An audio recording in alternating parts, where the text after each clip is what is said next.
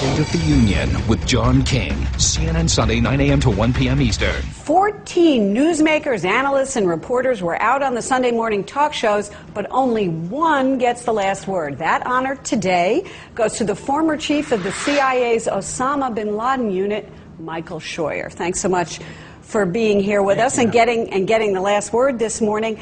Obviously, we want to draw upon your CIA expertise, so let's get right to it. John Brennan told us this morning that we are going to eventually, and that's the key word here, repatriate some of our Guantanamo detainees back to Yemen. I want to play for you what he said and get your response.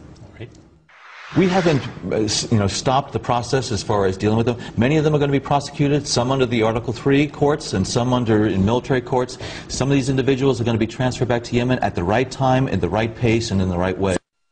Is there a right way? Can they be rehabbed? No, they can't. The Saudis, the Yemenis, they know our system better than we do in many ways. They know we like the idea of people being rehabilitated.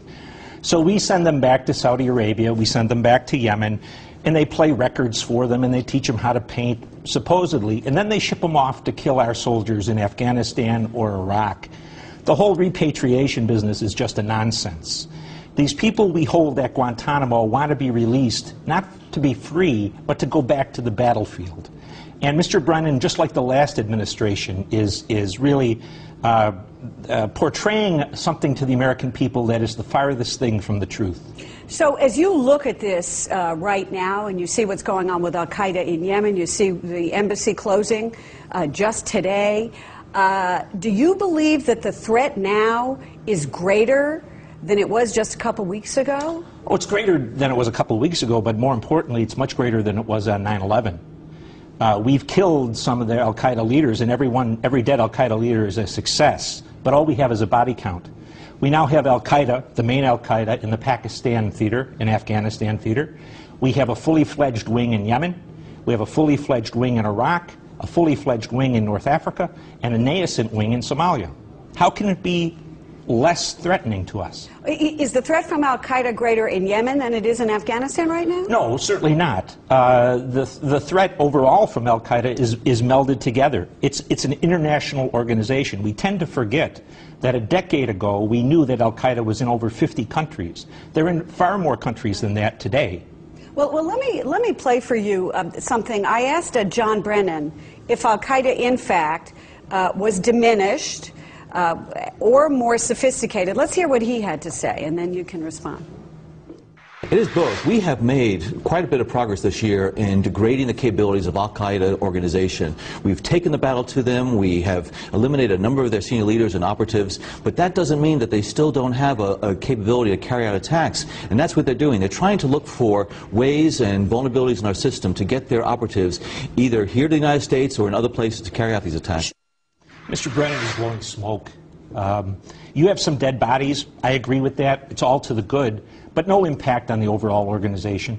So you don't think that it's at all diminished?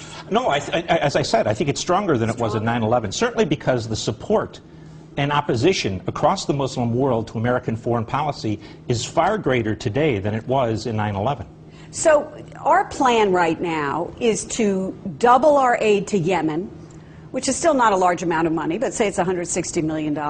Do you think that will matter if we help the regime there try and get rid of al-Qaeda? No.